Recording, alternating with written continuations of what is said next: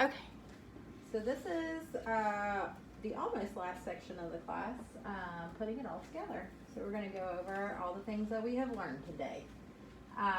So we're going to confirm that the resuscitative actions that we're performing are advocated by the STS, which is the Society of Thoracic Surgeons in the U.S. And we're going to discuss important patient care issues during cardiac compromise using clinical case studies. So cardiac surgery is a team-based endeavor, and no one on the team can do everything themselves. Every team member can start a resuscitative plan that will keep the patient alive until help arrives. If you're worried, call senior help early. I have no idea why Albert Einstein is on here, but there you go. You think he'd be like the father of thoracic surgery. We need to put Dr. Jager's picture up there. Yes. So timely diagnosis and treatment is essential to optimal patient outcomes. You're going to use your 5-point plan to structure your approach and consider all potential scenarios discussed today to rapidly determine a course of action. Because of course you're trying to prevent going in the chest if at all possible. Again, here is the 5-point plan. So first you assess, and you're assessing your patient's A, B, C's, and D's, airway, breathing, circulation, and drains. Diagnosing, which is your best guess on what's going on with the patient. You're intervening quickly to help to try to resolve that issue. You're going to investigate, which means you're sending off labs, x-rays, echoes, those sort of things to confirm your diagnosis, and then reassess. Did your treatment work or not work? And then are there other problems that are revealed? So here's your etiology of impaired cardiac output after cardiac surgery.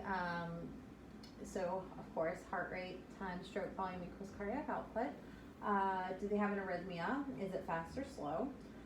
Is it a preload problem, which is hypovolemia or bleeding, afterload, vasodilation, and contractility? So if it's a contractility issue, you need to determine or try to determine the etiology because the plan differs. So tamponade, ventricular failure, ischemia, and valve dysfunction. So our first case study, your 72-year-old patient has returned following an AVR for aortic stenosis 2 hours ago. He has produced 60 mLs of urine and 350 of chest tube drainage since arrival. The following data is available: heart rate 102, blood pressure 92/70, CVP 8, PAs 34/10, SVR, not an SVRI, so SVR 1200, so the SVRI is probably 2400. CI of 20, SVO2 57, temp 35/8. So what is your assessment and plan of action? So you're going to use your 5 points again. See anything about respirations or anything? Yeah. So, We have no data on her airway. Well, I mean, you can. It's 2 hours ago, Yeah, so so you can- probably intubated. Probably, yeah. Okay. Your SVO2 is 57, so your stats are probably okay. Okay. Your circulation. It's an SVR, so not SVRI. So it's on the low. It's normal 800 to 1600, I guess. Her CI is a little low. Okay. Yeah. Heart rate's on the tachymeter end. Yeah. CVP's on the lower end. PA pressures are just a little up. Okay. Um, So is your major concern preload, afterload, contractility, or heart rate? I would think it would be contractility. yeah. Because your index, it's fairly tapered. Okay. What about your chest tube output? 350 since arrival, so probably on the higher side. Okay. So it could be a preload Okay. issue. All right. So what do you want to do for that? And he's making urine with the cardiac index. A little bit of epi. Well, we said it was a preload problem, right? Yeah, if it's a preload problem, you can just get fluid. Yeah, because You lower just do- blood, depending on what the chest tube output looks like. Okay. So hypovolemia, so a preload problem. He had low blood pressure, I don't know why this says CPV, but it's CVP. Marginal urine output, cool periphery, the drain output was high. So hypovolemia, question, bleeding. So you said yes, give fluids, consider transfusing blood if you think that it's a bleeding issue. You're gonna send off all your labs, chest x-ray to look for wide and mediastinum. You could also do an echo, like a bedside echo, and then you're gonna reassess. Did they have an appropriate response to the fluid bolus or not? Good. 68-year-old patient has returned following a 3-vessel cabbage 8 hours ago. She has produced 90 mLs of urine and 25 mLs of chest tube drainage during the last hour. She is anxious and complaining of pain. The following data is available. Heart rate 162, blood pressure 84/66, CVP 10, PA's 36/12, SVR 900, CI 23, and SVO 257, and she's normothermic. So what is your assessment and major concern? Heart rate. Yeah, what do you think of the occlusion? It kind of looks like, So, she's complaining of chest pain. okay, Her heart rate's 162. okay, I would be thinking that she could have occlusion, okay. or spasming. You could, So is this fast? So back up just a little bit. Is it fast or slow? Just very simple, fast or slow? fast. Good. Is it stable or unstable? Unstable. Why do we say it's unstable? Looks stable. Because her pressure is 84/66. Okay. The fact that she's awake and talking is Right. helpful. Yeah. Okay. What would you want to do?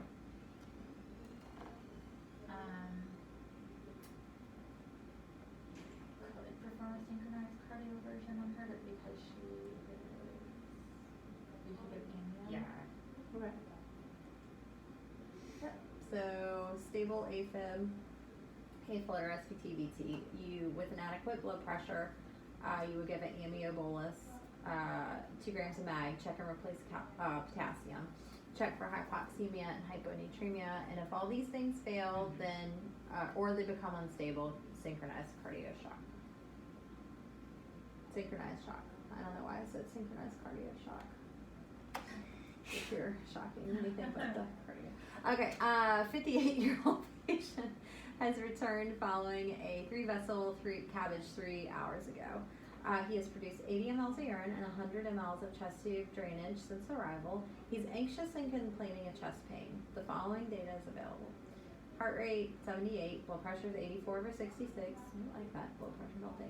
CVP 14, PA's 40/20, SVR 1400, CI 19, SVO2 54, temp, he's cool. So what is your assessment and plan of action for this patient? I mean, that definitely looks like more elevation. Okay. I'm terrible with the SVR, so what would that be on? So just double it. Okay. Yeah, so 2800. And you could give a little,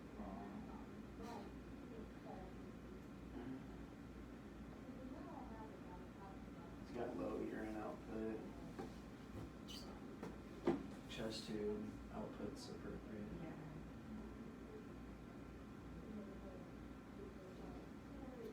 Could probably be like ischemia, so we Yeah. wanna do like kappa. Okay, so what's your major concern? Preload, afterload, contractility, or heart rate? I guess that's is it either contractility or afterload? Not, it probably wouldn't be afterload. Probably contractility. Contractility, Yeah, because okay. your afterload, are you vasodilated? Oh, No, yeah, no. Okay. oh, So low cardiac output Okay, state, and okay. you stated probably because of ischemia Yeah. from the ST elevations. Good. So you found low blood pressure, high CVP, high PAs, low urine output, and fluids ineffective. So low cardiac output state. You could start an inotropy for stability. Do your investigating with a 12 lead EKG. You know, that was just one lead. It could be pericarditis, and who knows. You could do echo, chest X-ray, those sort of things, and then reassess, determine, and correct the cause of the low output state. So again, tamponade, always emergent race sternotomy. Cardiac failure, inotropes plus or minus a balloon pump. Ischemia or MI, they're gonna need some support, possibly with a balloon pump, go to cath lab or back to surgery. And then valve failure, afterload reduction, and surgery. So with acute ischemia, you're gonna see EKG changes, possibly tachyarrhythmias, VT and VF. You may have blood pressure and rhythm volatility. Ooh, I did it right. You want to confirm this with a 12 lead, and it even must be considered when coronaries are normal pre-op. And this is because with some of the valves, they can actually get really close to those coronaries and sometimes kink them off, or as the swelling starts to happen, it can start to occlude those arteries. So management, nitrates, calcium channel blockers may worsen the hypotension, and then the inotropes can also increase arrhythmias. Fluids are helpful to maintain the blood pressure. Consider blood based on H&H. Of course, the giving blood is going to help to increase your oxygenation and your myocardial oxygenation. And then, of course, get them to the cath lab as soon as possible. Oh, your 82-year-old patient has returned following an AVR for aortic stenosis 10 hours ago. She has been stable since arrival and is now extubated. The following data is available. Oops. Blood pressure is 98/70, CVP 12, PA's 38/13, SVR 900, CI 2, SVO2 59, and she's normothermic. I feel like this is a heart rate issue. Yeah. Just Okay. gonna throw that out. All right. It's our case of ours. All right, what kind of heart rate issue is this? Asystole. A non-heart Okay, rate. before the asystole. It looks to be. She has P waves. She has Q waves that they just widened out Yeah. too far. It just looked like kind of like a sinus breaking. Uh-huh. Yeah. Okay. So you're gonna say this is a heart rate issue? Yeah. Yeah. Okay. What would you do for that? Where's the pacer? It's there. Good. Is it hooked up? Nope, you need to hook it up. Okay, Okay. we'll pop it on. Turn that thing on and press the emergency DD. Yeah. Nice. So, bradycardia, that turns into asystole, which they don't mention, but, so low heart rate, blood pressure is normal or low, CVP normal, low, cool periphery. So temporary pacer, of course, chronotropes, transcutaneous pacing if you're feeling spunky. Do y'all ever use dopamine? Not usually, no. So then you want to investigate, get a 12 lead, get your labs, ABG, and did it improve? So immediately connect your epicardial wires, initiate dual chamber pacing. So again, you turn on the on or hit the emergency button. You want to pace at a rate of 80 to 100, and it'll default to your maximum atrial and ventricular settings, and will be DOO. So as soon as you can, try to get that dialed in. Symptomatic bradycardia with no wires. So atropine, only time in this algorithm that you use atropine. 0.5 up to 3 milligrams. You can start epi or a different chronotrope. If that fails, you can go to transcutaneous or transvenous spacing. Alright, your 73-year-old patient has returned following an urgent 3-vessel CABG and mitral valve repair 2 hours ago. His pre-op EF is 32%. He has produced 40 mLs of urine and 75 mLs of chest tube drainage since arrival. Following data is available. Heart rate's 102, blood pressure 80/62, CVP 14, PA's 41/19, SVR 1800, CI 1.7, SVO2 51, and he's a little cool, 34.9. So what is your assessment?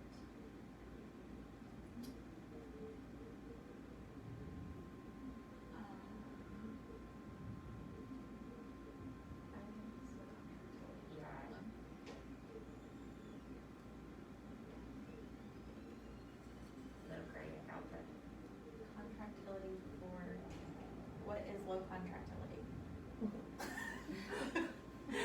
Okay, alright. Well, alright, so we're gonna go with contractility, Mm-hmm. okay? Yay, good job. So you saw he had the low blood pressure, high CVP and PAs, low urine output, so you're diagnosed with low cardiac output state.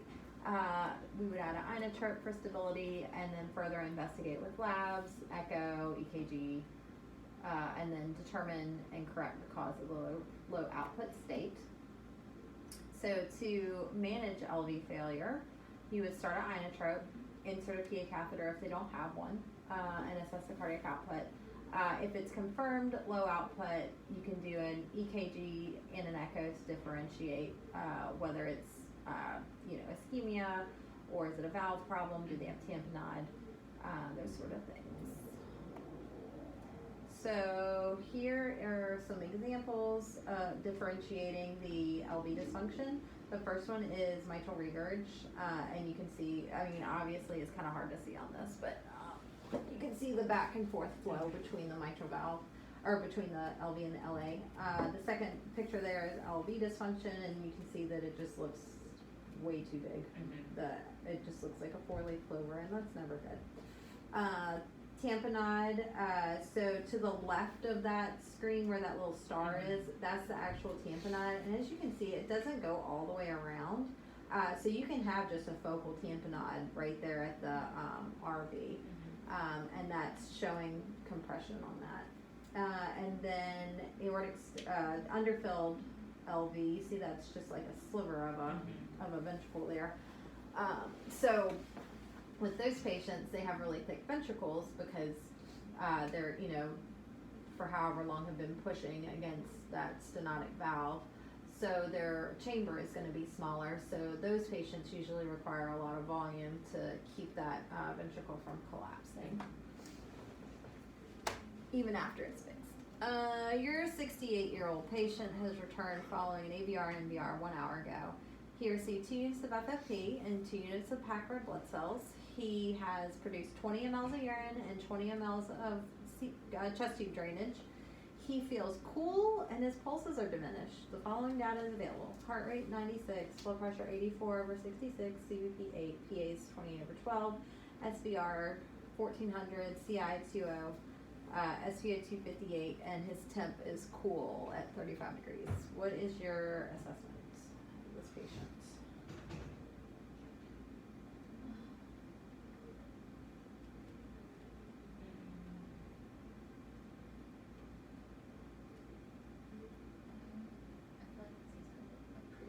Yeah, Okay, maybe tamponade or. so preload. Okay. All right. What's your plan of action? At this point, I would keep giving fluid. Okay. Following administration of a colloid bolus, the following data is available. Heart rate's 108, blood pressure 58/44, CVP 16, PAs 38/15, SVR 1600, CI 14, SVO2 48, and he's still cold. What is your assessment and plan of action? And your pulse pressure is narrow. I would believe that this is now cardiac tamponade. Yeah. Okay, so why do you, so is it stable or unstable? Unstable. Okay, what makes it unstable? The Blood 58 pressure over is 44. Good, so his systolic is less than 60, Mhm. which means he is, Close to coding. great, and what do we do? Need a sterile gown. Yeah, And research. Good. So, yes, so a systolic under 60 is considered cardiac arrest. So then you go through your algorithm and do you CALS or your whatever thing, CSUALS, since you can't say CALS. Good. So in this case, because like he wasn't in, I guess, well, he was still like tachycardia. He was Okay. tacky, but his blood pressure was less than 60. 60. Okay. So yeah. So you would So that's follow. considered. I was just trying to figure out like which Oh, one. which to one? Kind of, Yeah. Probably the The red. PEA. Oh, okay. Yeah, I mean, you wouldn't really, you wouldn't be pacing necessarily. Yeah. You would just be trying to get in the chest because it's probably tamponade. I mean, when you looked at that rate, so he Right. got two units of FFP, 2 units of blood. He's only put out 25 since arrival. He's a little tacky. Like, you can kind of figure out what's going on. Alright, so we'll go over the roles again. So number 1 is the external cardiac massage. This is the person, usually the bedside nurse, who identifies the arrest and calls for help. You can delay external cardiac massage for up to 1 minute for either defibrillation or trying to pace. External cardiac massage is a rate of 100 to 120, just like BLS. You want to achieve a systolic greater than 60, not a MAP, a systolic greater than 60, and try to, if they have an A-line, monitor it via the A-line. And you're going to continue external cardiac massage until drape for resternotomy. Remember that if you are unable to obtain a systolic greater than 60 on the arterial line with your CPR, it indicates tamponade or extreme hypovolemia, and you have to do emergent resternotomy. Role number 2 is airway. So increase your FiO2 to 100, disconnect from the vent, and use a bag valve mask or bag valve ventilation. You're going to look and listen for equal movement, confirm the presence of end-tidal CO2, and if you suspect tension pneumothorax, you would insert a decompressive needle. Once all that is confirmed and you're sure that the ET tube is in the correct position, you can actually reconnect to the ventilator just with no PEEP. So 100% no PEEP can be, so they don't have to bag, whoever's on the airway does not have to bag the whole time. So if you are unable to ventilate with the bag, you try to put a suction catheter down to see if it'll pass. If it doesn't, then it's occluded or it's malpositioned. So you should just immediately extubate and try to bag with a mask until you can get another airway. And remember, you can always mask as long as you got good chest rise and ventilation. You don't have to stop CPR to intubate as long as you have an airway. Defib, so this is really the electricity role. So external defibrillation, you're going to assess for a shockable rhythm. You're going to shock 3 times for our purposes, 200 joules. You do not interrupt those shocks unless the rhythm changes, and you need to be ready for additional shocks until converted to open chest. So remember, it's 3 shocks, CPR for 2 minutes, and then assess again if it's a shockable rhythm, shock once, and then go back to CPR. So internal defib, so once the drape is in place, you're going to switch from external pads into internal paddles. Be ready to remove the external cable from the defibrillator. You're going to connect the non-sterile end and change the joules to 20. I think it defaults to 15 like we were saying, but you can either leave it at that or change it to 20. Per the protocol, it suggests change it to 20 and deliver your shocks.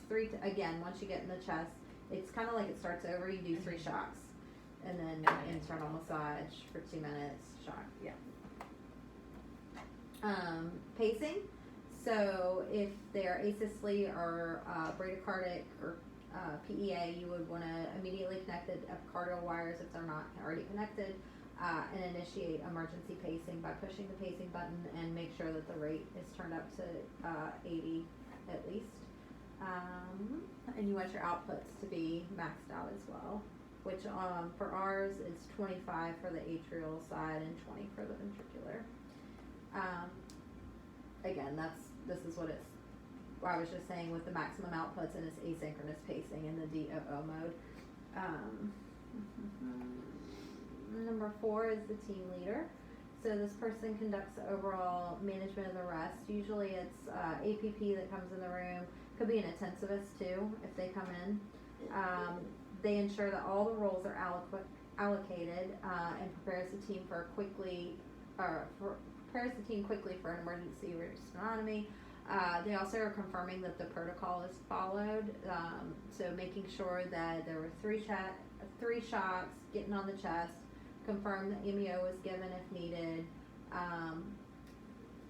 and then if they're asystole or profound bradycardia pacing, also considering fine defib.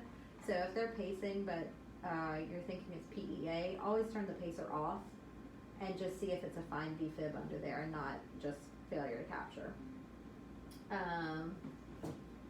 Also, they're just monitoring entitled CO2, and then epi at their discretion.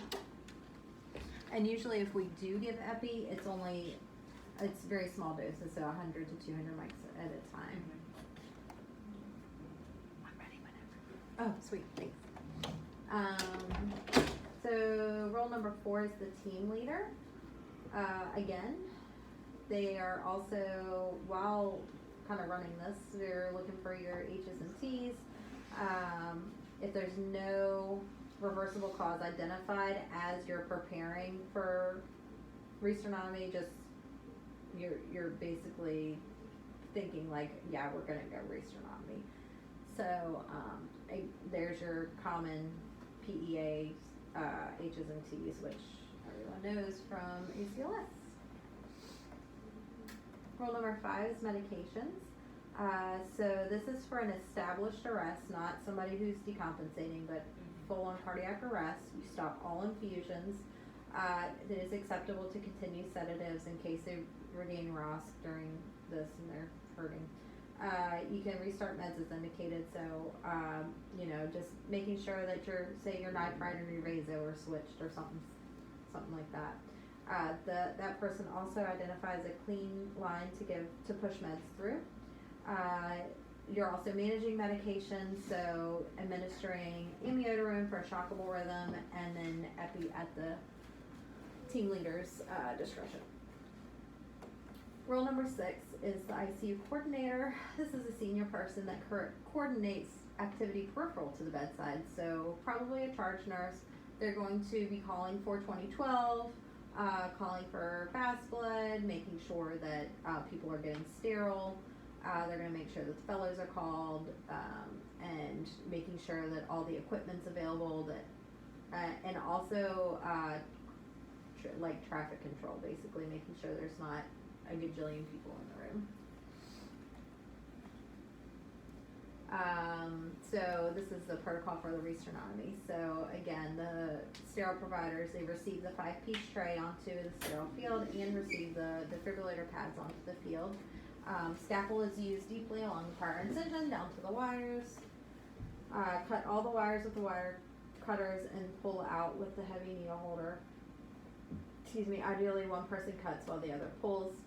The sternal edges will separate. Tamponade may be relieved just by doing that. You want to be prepared with sterile suction to clear out any blood that's accumulated. You're going to assess for bleeding, and while maintaining sterile suction, insert your chest retractor underneath the sternum open widely. Identify grafts before the 2-handed internal massage, and internal defib at 20 joules times 3 if it's a shockable rhythm. Also, just FYI, if you, I don't know if they mentioned this morning, they probably did, but if you have a patient who's not pacing and you need them pacing during this code, look at the wires, their pacing wires, and if it's come off the heart, just put it back on with your finger. Like literally, you just like put your finger over top of it to make connection, and it might work until a surgeon can get there to sew it back on or something. Mm-hmm. Any questions? Yeah, you good? All right, let's go do it. Y'all ready? You're gonna do so good.